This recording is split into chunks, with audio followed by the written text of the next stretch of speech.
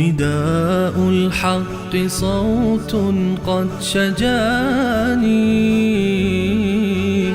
وبلغني الحقيقة والأماني وكان لي السبيل إلى المعالي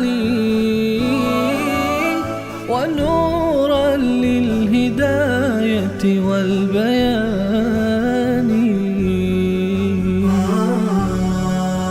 أعوذ بالله من الشيطان الرجيم. بسم الله الرحمن الرحيم. اعلموا أنما الحياة الدنيا لعب ولهو وزينة وتفاخر بينكم وتكاثر في الأموال والأولاد كمثل غيث أعجب الكفار نباته ثم يهيج فتراه مصفرا ثم يكون حطاما وفي الآخرة عذاب شديد ومغفرة من الله ورضوان وما الحياة الدنيا إلا متاع الغرور. صدق الله العظيم. اللهم صل على سيدنا والشفيع.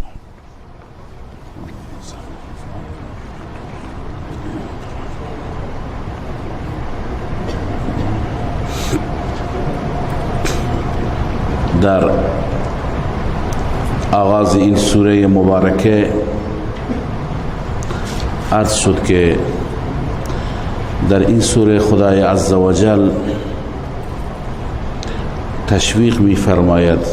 در بخش اول سوره تشویق و ترغیب هست به سوی انفاق و به سوی خرج کردن در راه الله عزوجل با 5 تعبیر یا 5 تا دلیل هستند که این دلائل می طلبد یک انسان مالی که الله عزوجل به او داده این مالش را یا بخشی از این مالش را در راه الله عزوجل انفاق بفرماید.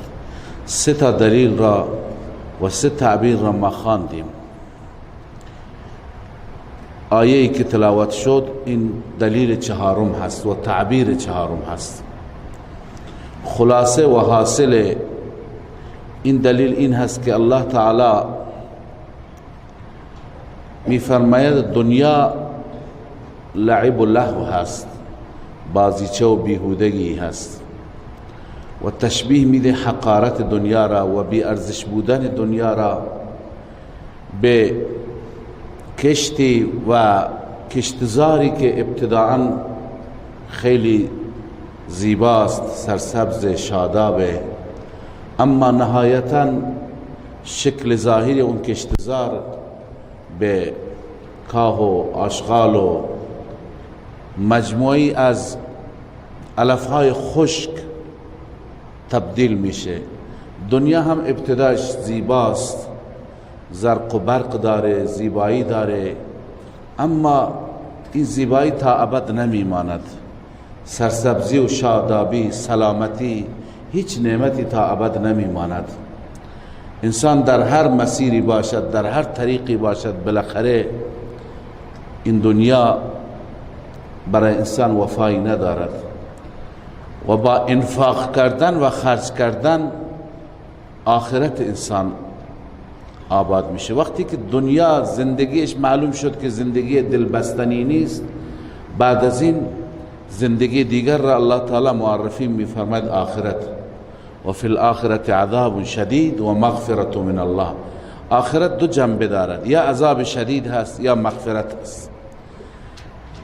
لذا انفاق در راه الله برای خوشنودی و رضای مولا، انسان مالش را صرف می کند، بذل می کند، قطعا مغفرتش را حاصل می کند.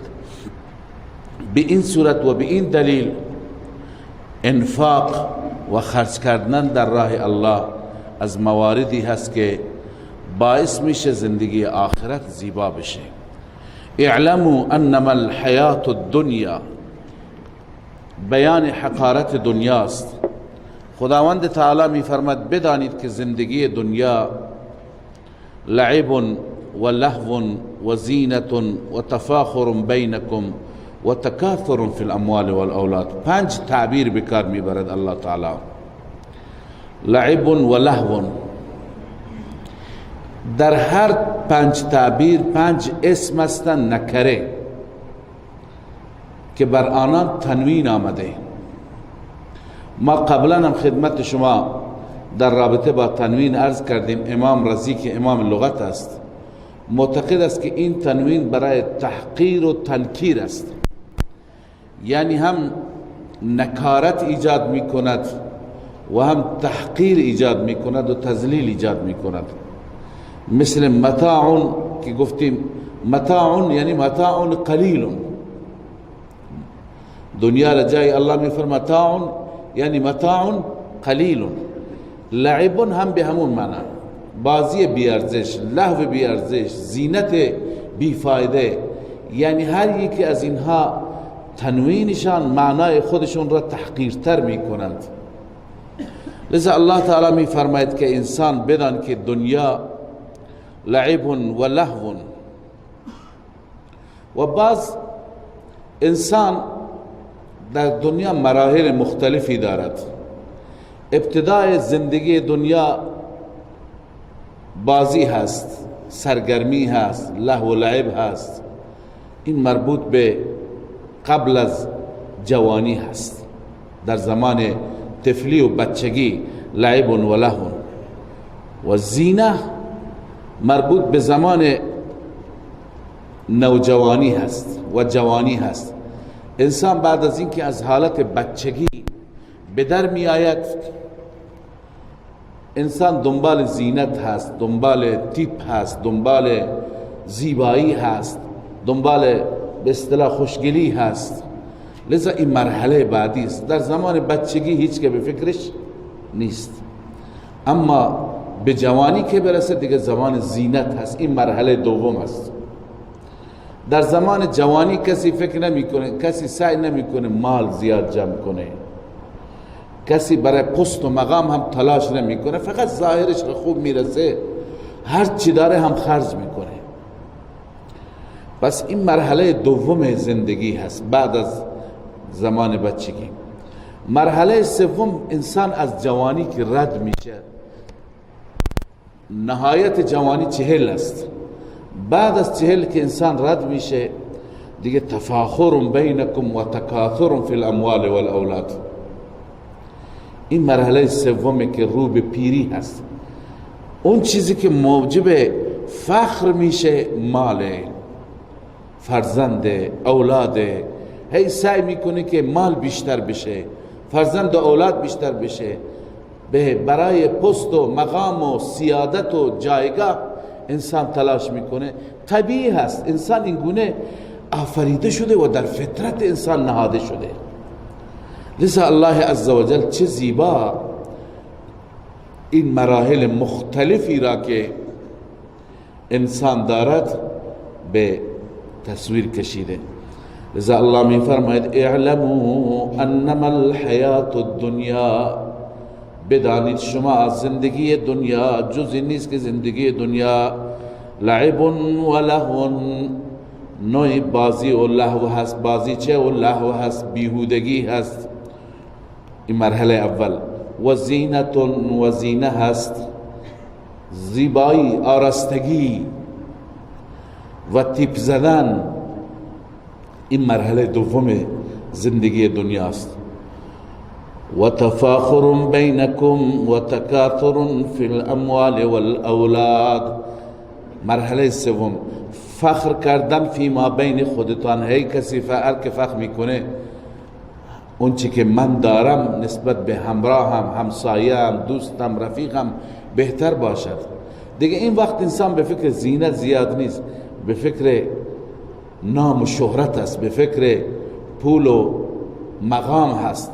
لذا فخر کردن فی ما بینتان و تکاثر فی الاموال والاولاد، و همچنین تکاثر که مال من بیشتر بشه، اولاد من بیشتر بشه، یا برای بیشتر بودن اولاد سعی نمیکنه، برای اینکه اولاد به هر حال نامی، شهرتی، جایگاهی کسب کند. پس این حقیقت دنیاست. انسان این سه مرحله را میگذراند. کمثل غیث، حال یک کشت و کشاورزی را ببین، هم همین سه مرحله دارد. ابتدا وقتی که باران میبارد تو زمین و این بذر تبدیل میشه به یک جوانه کوچکی که این همون زمان لعب و لهو است. این جوانه این طرف اون طرف بازی میکند. آخر مرحله بعد این جوانه ها بزرگ میشند و تنومند میشند، از نظر زیبایی، از نظر خوشنمایی، از نظر دید بسیار زیبا جلوه میدهد. همون مرحله جوانی هست. هر که ببیند این کشتزار را، این علفزار را، این عرض کنم که گندم را، جو را که سرسبز است، انسان از دیدنش هم لذت میبرد. این مرحله دومش است. مرحله سوم همونطور مثل انسان که کم کم پیر میشه و پژمرده میشه و رنگش زرد میشه و جم میشه، هر جا چروک میگیرد. لذا این کشت و کشتزار هم کم کم زرد میشه، گرچه خوشه هاش زیاد میشه، مثل همون تکاثر فی الاموال والاولاد، خوشه زیاد میشه، دانه زیاد میشه، ولی ای پژمرده میشه، ای جم میشه، ای زرد میشه، کم کم تا آخر تمام میشه. لذا دنیا هم همین سه مرحله را دارد، آخر تمام میشه. اون کشاورزی هم همین سه مرحله را دارد. لذا الله می فرماید کمثل غیث، مثل یک بارانی هست.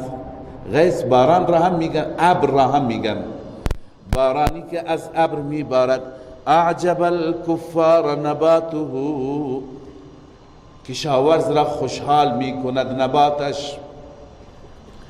کشاورز، کفار جمع کافر هست، کافر به کشاورز هم گفته میشه، چون که کفر یعنی مخفی کردن حق.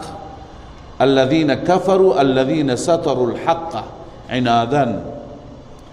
کشاورز را هم کافر میگن به این خاطر که بذر را در زمین چی میکند؟ ستر میکند، مخفی میکند، پنهانش میکند. به این خاطر به کشاورز کلمه کفر چی میشه؟ اطلاق میشه. در سوره فتح هم شما خواندید که یعجب الکفار نباتو. اما بعضی گفته اینجا کفر به معنی کفر به خدا هم میتونه باشه. به چه معنی؟ که این کشت و کشاورزی وقتی که بارونق است و سرسبز و شاداب است، این باعث افتخار و باعث خوشی برای کافر میشه. اون کافری که اعتقاد فقط به همین دنیا داره، به همین زیبایی داره، اون خوشحال میکنه. مؤمن را نه. مؤمن از هر زیبایی لذت میبره، اما از زیبایی به خدا میرسه. از زیبایی استدلال میکنه به قدرت الله عزوجل، و از هر کشت و کشاورزی که ببینه هم به خدا میرسه. لذا اعجب الکفار، بعضی گفتن کفر به همون معنی واقعیش هست. لذا مثل ابری، مثل بارانی که اعجب الکفار نباته، کفار را خوشحال میکنن نبات آن، نباتات و عرض کنم سبزیجات آن. ثم یهیج فتراه مصفرا، سپس همین کشت زار سرسبز و شاداب، یهیج و پژمرده می شود، فتراه مصفرا، می بینی او را زرد، کم کم می بینی زرد میشه، ثم یکون حطاما، بعد از زردی چی میشه؟ حطام میشه، یعنی خرد ریزه میشه. وقتی که درو میشه، کوبیده میشه، گندم از توش در آورده میشه یا جو یا هر چی باشد، دانش بعد از اون آشغال میماند. لذا پس حقیقتش اولش را هم دیدید، وسطش را هم دیدید، آخرش را هم دیدید. بنابراین معلوم شد که این زندگی دنیا زندگی ثابتی نیست که انسان دل ببنده. پس چه باید کرد؟ الله عزوجل زندگی دیگری را معرفی می کند، اما اون زندگی هم بسیار خطرناک هم بسیار زیبا. اون زندگی آخرت است. الله عزوجل در آخرت دو جایگاه را ذکر می فرماید، یکی جایگاه عذاب است و یکی جایگاه رحمت و نعمت است. بر من شما بندگان هست که کدوم یک را می پسندیم.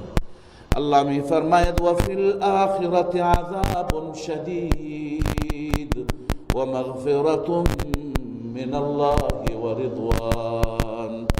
در آخرت یا عذاب شدید هست، عذابی که همیشه باقی میماند، و یا اینکه و مغفرت من الله و رضوان، مغفرتی که از جانب الله است و رضایی که از جانب مولا است. یکی از این دوتاست.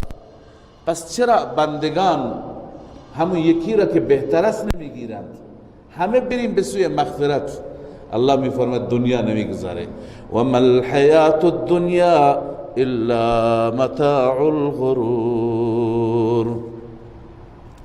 زندگی دنیا نیست مگر کالای فریب میده، نمیگذارد همگان به سوی مغفرت و رضوان بره.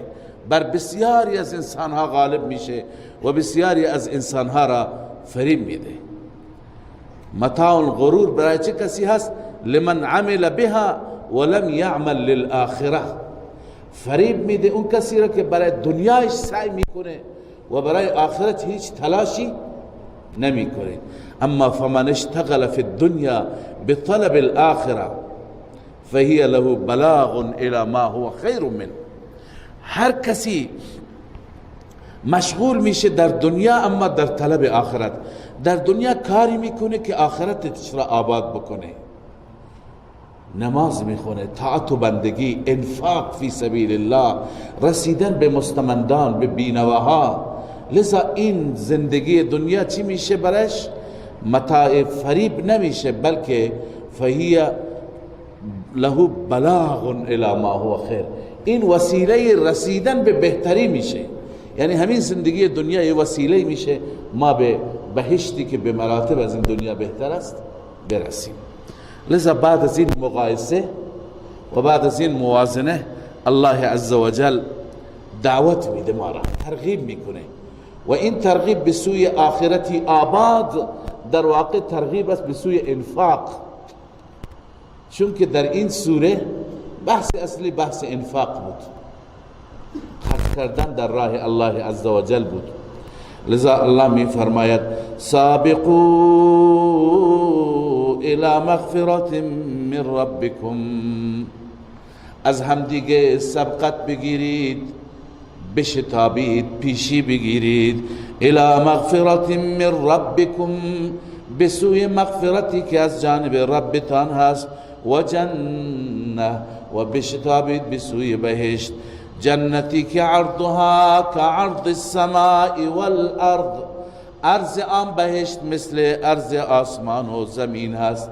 عرض قبلا هم این آیه را و شبیه آیه را خواندیم، دو تا معنا داره. یکی عرض به معنی همین عرض طول، اما یکی دیگه عرض به معنی وسعت، فراخیش، وسعتش مثل عرض سما و الارض است. تشبیه به چیزی دادند که از نظر ما بزرگترین هست، بزرگترینی که ما به چشم دیدیم سما و ارض است، و الا اون خیلی بزرگتر. اما این بهشت برای کی آماده شده؟ سبحان الله، صفات اهل بهشت را بخوانو در وجودت پیاده کن. اعدت للذین آمنوا بالله و رسله، آماده شده این بهشت برای کسانی که ایمان به الله و رسولش دارند، به ایمان تمام احکام الله را در زندگی خودشون پیاده میکنند و سنت های رسول را هم احیا میکنند. ذالک فضل الله، رفع عجب است، رفع غرور. یه وقتی فکر نکنی من ایمان به خدا و رسول دارم، اگر داری، اگر صاحب توفیق هستی، این فضل الله است. لذا همه چیز را از الله بدان. ذالک فضل الله، کسی که ایمان به خدا و رسول دارد و کسی که اعمال بهشتی داره انجام میده، بداند که بر او فضل الله است. یؤتیه من یشاء، این فضل را، این توفیق را الله میبخشد هر کسی که بخواهد. والله ذو الفضل العظیم، الله عز وجل دارای فضل عظیم و بزرگ است.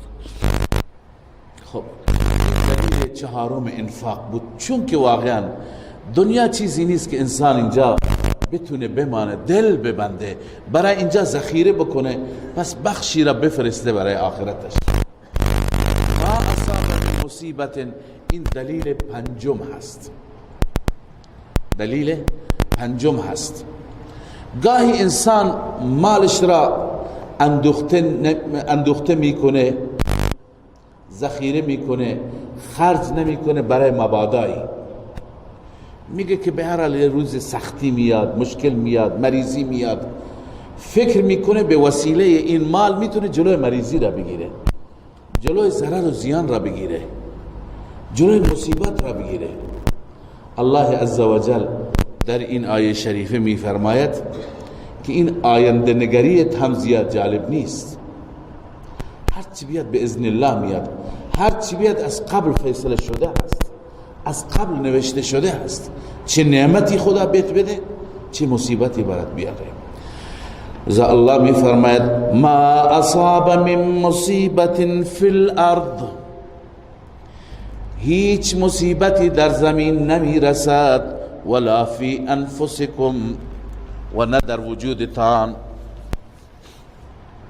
الا فی کتاب، مگر در لوح محفوظ قبلا پیش بینی شده. هر چی باشد در لوح محفوظ از قبل هست، من قبل ان نبرأها، قبل از اینکه ما به وجود بیاوریم. لذا هیچ وقت اندوختن مال تو جلوی حوادث را، جلوی مشکلات را نمیگیرد. پس بهتر نیست که مال در راه خدا بدی. چرا؟ مال انسان وقتی که مصرف میکنه، صدقه بلا را دفع میکند، صدقه جلوی مصیبت را میگیرد. ان ذلك علی الله یسیر، این بر خداوند آسان است. چی آسان است؟ این که خداوند پیشا پیش اعلام بفرماید، پیشا پیش بگه بندگان هر چی که میآید برای شما از قبل پیش بینی شده. چرا این اعلام می شود؟ لکی لا، این حکمت اعلان است، لکی لا تأسوا علی ما فاتکم، تاکه شما حزین نباشید، غمگین نباشید، متاسف نباشید بر آنچه که از دستتون رفته. علی ما فاتکم، چیزی که از دستت رفت. خدای نکرده کسی عزیزش، فرزندش، برادرش از دست رفت، یا مالش ورشکست شد، از دست رفت. الله میفرماید ای بنده این از قبل فیصله شده، زیاد چرت نزن، زیاد غم نخور. لکی لا تأسوا علی ما فاتکم، تاکه شما حزین و غمگین نباشید بر آنچه که از دست شما فوت شده. و اگر خدا بهت نعمتی داد، خدا بهت مال داد، خدا بهت خیلی چیزای خوب داد، هم مغرور نباش، اینم از قبل نوشته شده برایت. ولا تفرحوا بما آتاکم، مغرور نباشین به آنچه که الله شما را میداد. والله لا يحب كل مختال فخور، این علت لا تفرحوا هست. الله دوست ندارد کل مختال، هر انسان متکبر و فخور را. مختال اون است که غرورش در دلش هست، فخور اون است که غرورش بر اعضا و جوارش هم نشان میده خودش را، رفتارش، برخوردش، راه رفتنش، همه چیز. هنوز الله عزوجل برای صفاتی بیان میفرماید. مختال فخور چه کسانی هستند؟ الذين يبخلون الناس بالبخل، آنان که بخل میکنند و مردم را امر به بخل میکنند. یکی معصیت لازمه هست، خودش معصیت میکنه، معصیت متعدی. دیگری را میگه بیکاری میخوای این پول خرج کنی، این پول برای زن و بچه نه خودش نه دیگران را میگذارند. و من یتولا فإن الله هو الغنی الحمید. و من یتولا، هر کسی که اعراض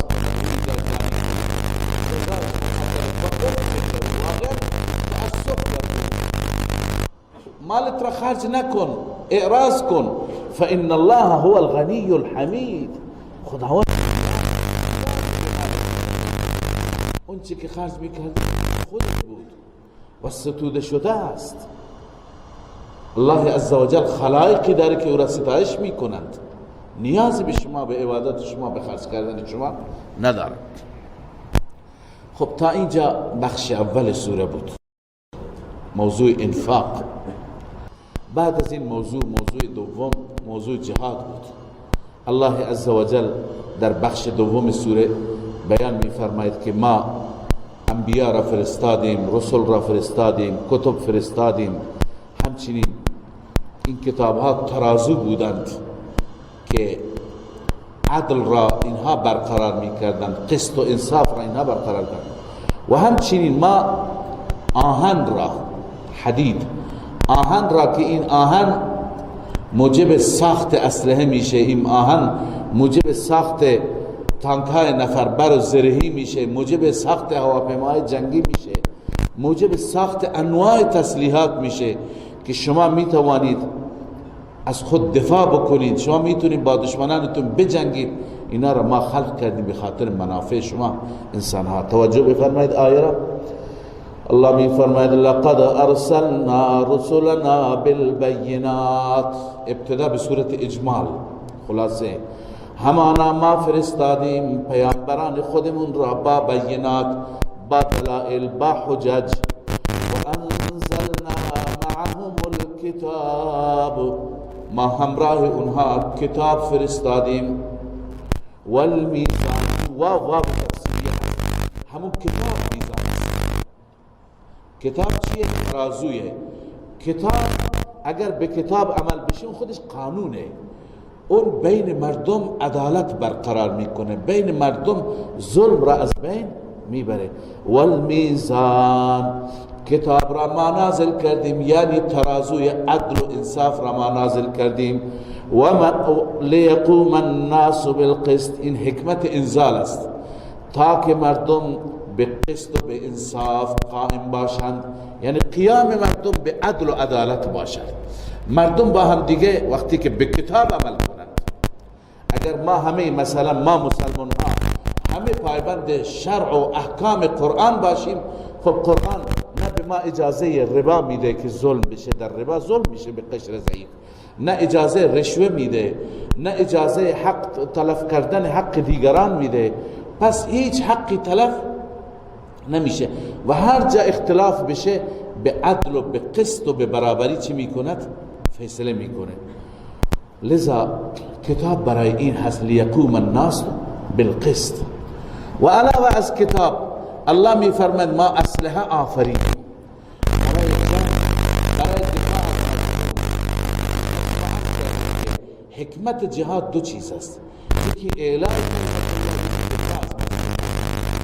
برای مردم هست و این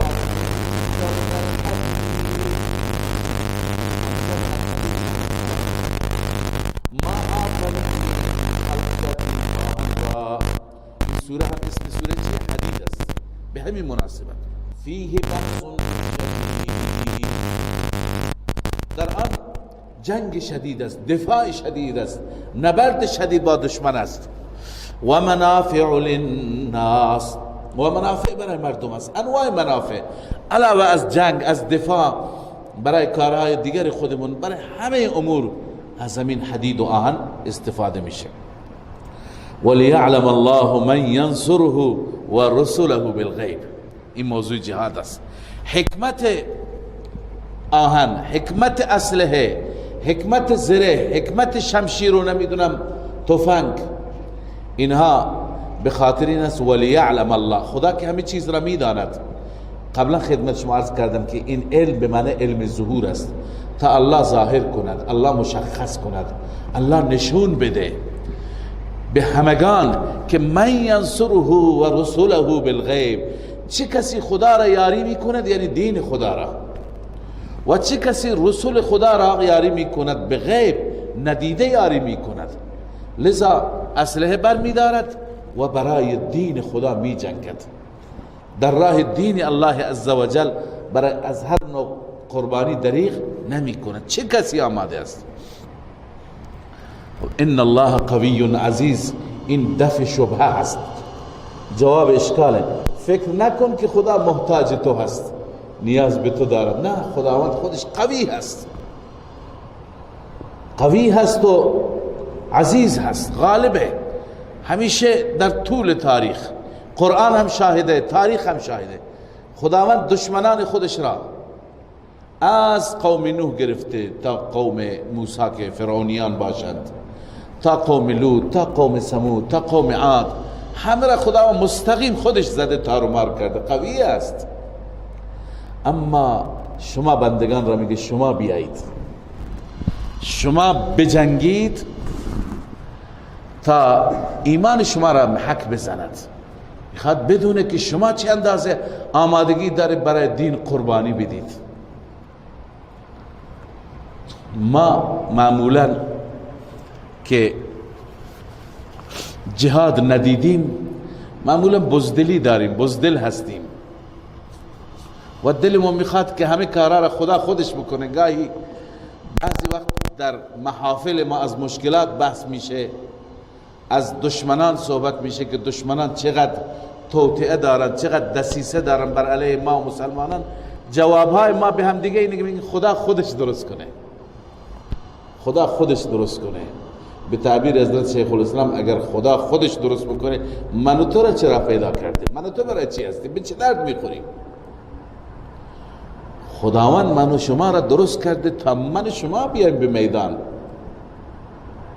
خدا خودش درست نمیکنه. ان الله قوی عزیز، الله خیلی قوی هست، الله نیاز به من و تو نداره، ولی الله من تو میخواد امتحان بکنه. شما که سنگ دین را به سینه میزنی، چه اندازه برای دین قربانی میده، چه اندازه مال خرج میکنی، چه اندازه جان تقدیم میکنی، چه اندازه از خود گذشتگی داری. اینجاست که رسول الله صلی الله علیه وسلم میفرماید هر کسی که بمیرد، بر رخت خواب بمیرد و اصلا فکر جهاد تو سرش نباشد، این به موت جاهلیت مرده، این موت جاهلیته.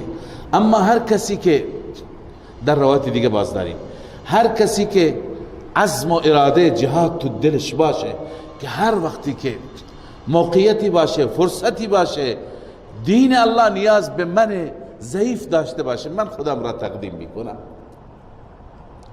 این انسان اگر بر رخت خواب بمیره هم اجر شهید بهش میرسه، چون نیتش والاست.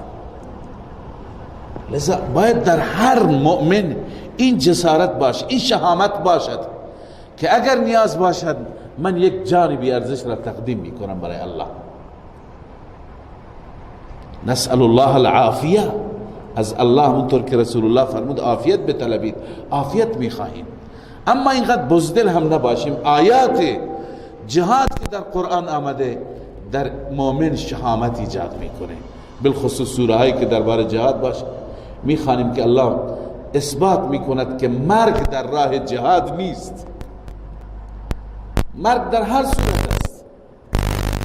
لذا الله میفرماید که ان الله قوی عزیز، الله قوی هست، نیازی به شما ندارد، غالب است، خودش میتونه دینش را حمایت بکنه. اما شما را الله میخواد امتحان بکند، ولیعلم الله، شما را مشخص بکند. ولقد ارسلنا نوحا، قبلا لقد ارسلنا رسلنا بالبينات به صورت اجمال آمد، حال انبیاء را الله عزوجل به صورت تفصیل بیان می‌فرماید. الله می‌فرماید ولقد ارسلنا نوحا و ابراهیم، همانا ما فرستادیم نوح را و ابراهیم را، دو تا از پیامبرانمون، و جعلنا فی ذریتهما النبوة، و قرار دادیم در نسلشان، در اولادشان نبوت را و کتاب را، کتابها را که فرستادیم در نسل اینها. همه انبیاء یا اولاد نوح هستن بعد از نوح و یا اولاد ابراهیم. البته ابراهیم از فرزندان نوح است و در نسل اینها هم نبوت هم کتاب. البته تمام فرزندانشون نه، تمام که بر هدایت باشن نه. فمنهم معتد، بعضی از اونها بر هدایتند، مهتدی هستند، اما و کثیر منهم فاسقون، بسیاری از اونها فاسق. من میدونی من تبعیضیه هست، من یعنی بعضی، کثیر چی هست؟ معنی کثرت میده. این امت امت اجابت است و کثیر منهم فاسقون امت چیه؟ دعوت. اونهایی که بر مسیر هدایت اونا را قلیل فرمود. در جای دیگه هم میفرماید و قلیل من عبادی الشکور. لذا همیشه از آیات متعددی از قرآن مجید معلوم میشه که همیشه اهل حق در قلتن، همیشه اهل حق اندکند، کمند. از اولاد ابراهیم فمنهم، من تبعیضیه بعضی، اما و کثیر منهم فاسقون، اونایی که اجابت نکردن خیلی زیادند. الان هم تا دنیا ببینید اهل حق کمترند، اهل دین، مسلمانان اولا نسبت به غیر مسلمانان کمترند. مسلمانان شاید 1/6 دنیا است. بعض از میان مسلمانان متشرعین، آنهایی که پایبند شرعند، آنهایی که خدای خودشون را پرستش میکنند، هم نسبت به اونهایی که نمیآورند. لذا خوشا به حال کسی که جزی همین کمتر هست، جزی این زمره هست، در این قافله هست. لذا الله می فرماید بعد از این انبیاء، هنوز سلسله ادامه داره چون بحث جهاد میاد، نه؟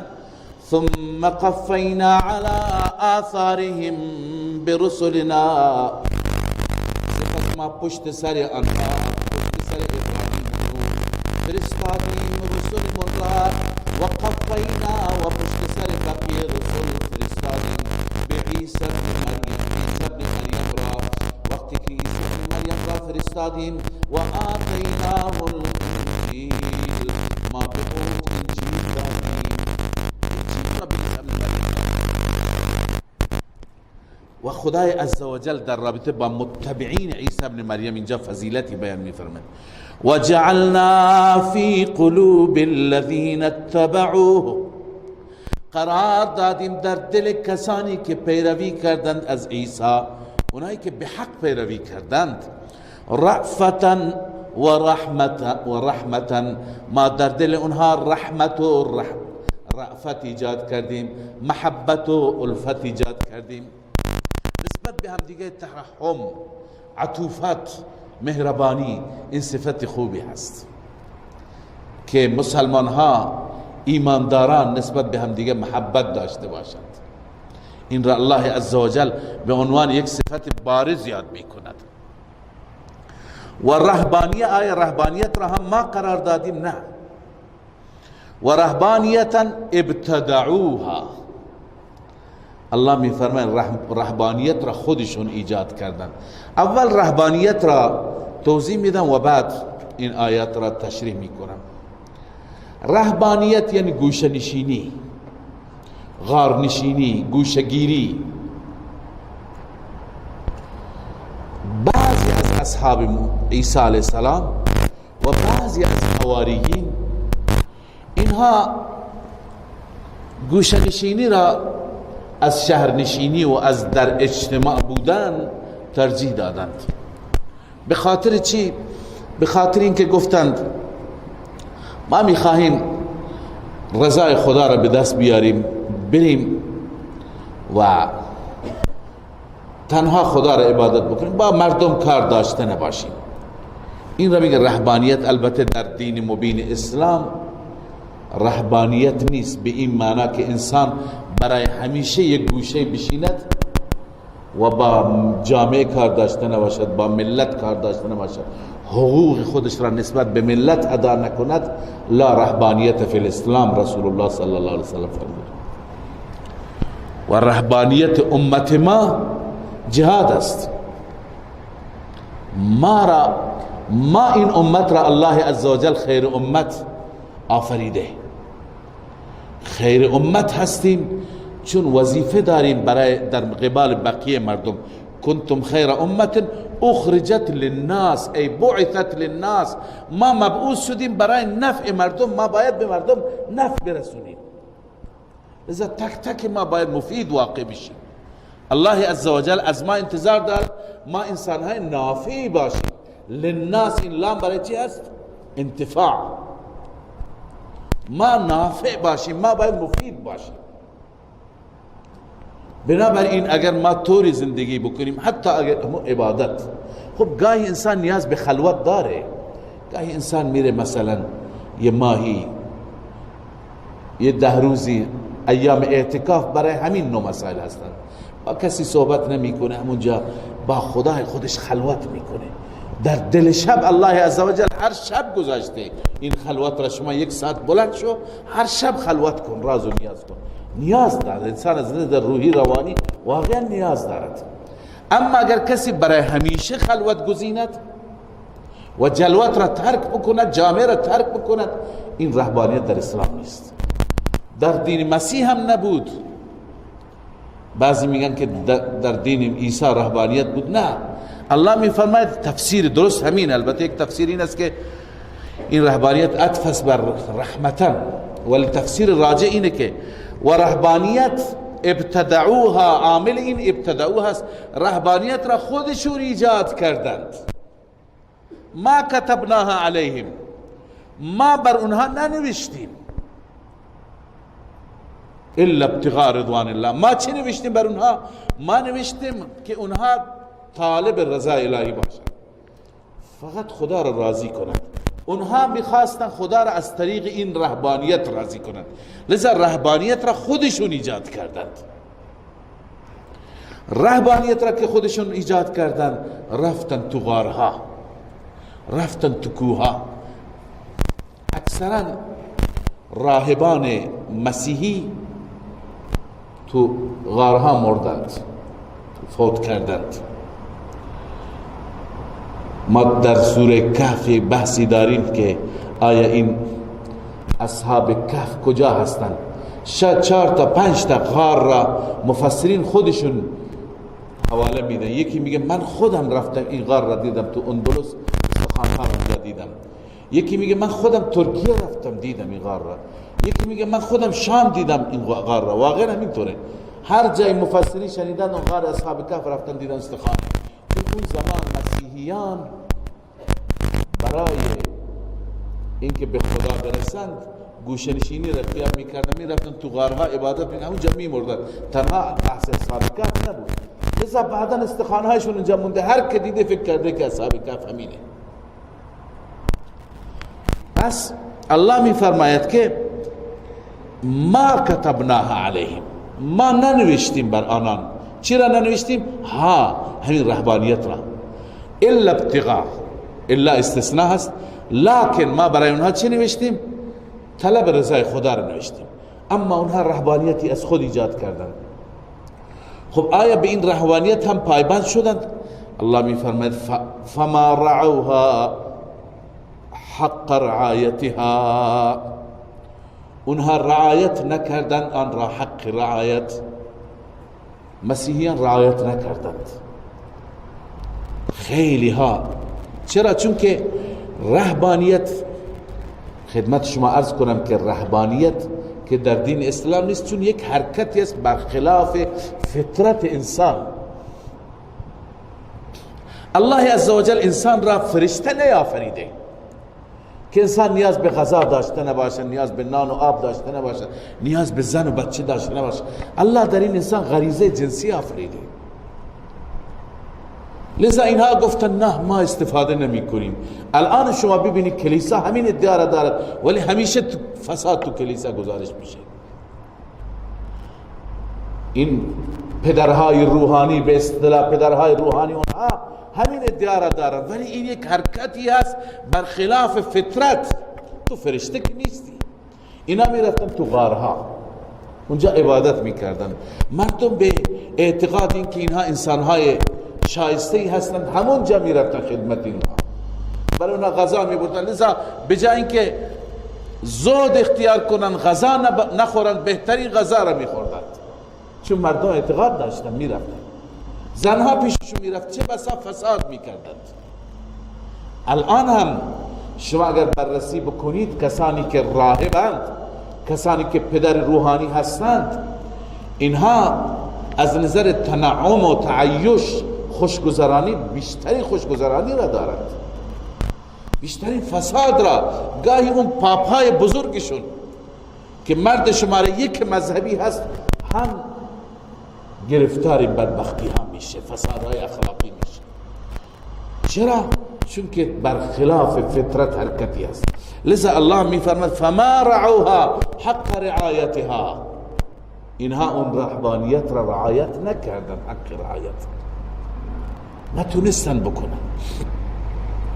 فآتینا الذین آمنوا منهم اجرهم وكثير منهم فاسقون.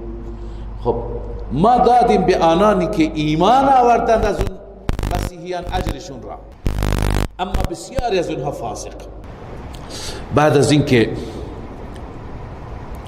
الله عزوجل در رابطه با پیروان امتهای گذشته بیان فرمود، حال همونها را دعوت میده به سوی ایمان به محمد صلی الله علیه و سلم و دعوت میده به جهاد. الله می فرماید یا ایها الذین آمنوا اتقوا الله و آمنوا برسوله، ای کسانی که ایمان دارید. ایمان به کی؟ به موسی و عیسی. علامه علوسی نوشته المعنى یا ایها الذین آمنوا بموسی و عیسی آمنوا برسوله، یعنی آمنوا بمحمد صلی الله علیه وسلم. شما که به موسی و عیسی ایمان دارید الان بیایید به محمد نبی خاتم ایمان بیاورید. اگر این کار را کردید، یعنی ای اهل کتاب بیایید ایمان بیاورید. یؤتکم کفلین من رحمت، وعده اول 2 برابر خدا شما را رحمت میده. ای یؤتکم نصیبین من رحمته، 2 نصیب، 2 سهم. چرا؟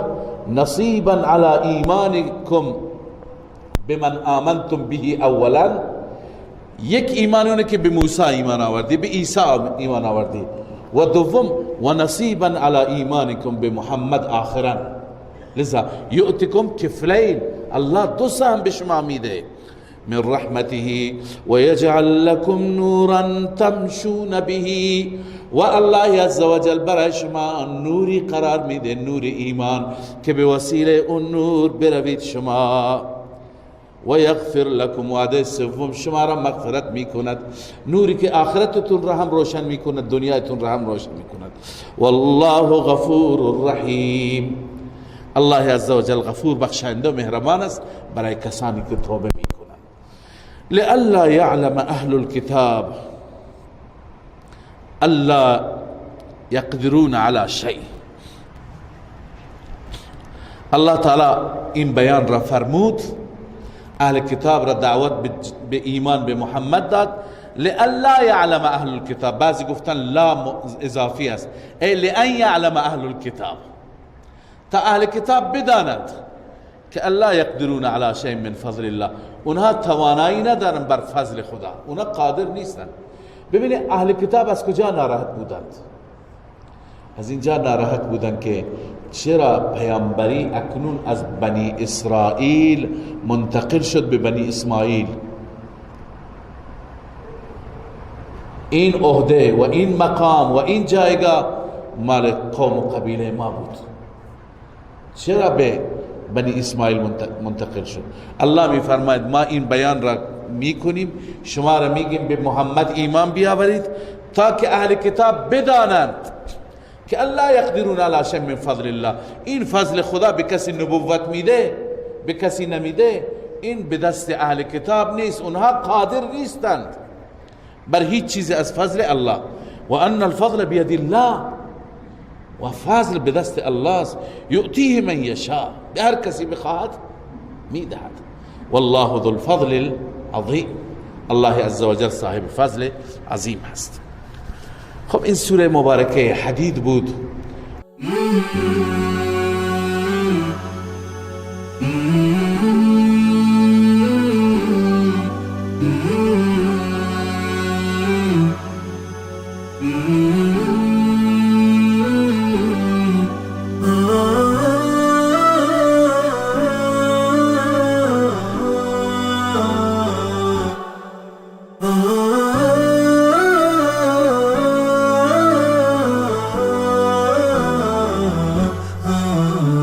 نداء الحق صوت قد شجاني وبلغني الحقيقة والأماني، وكان لي السبيل إلى المعالي، ونورا للهداية والبيان.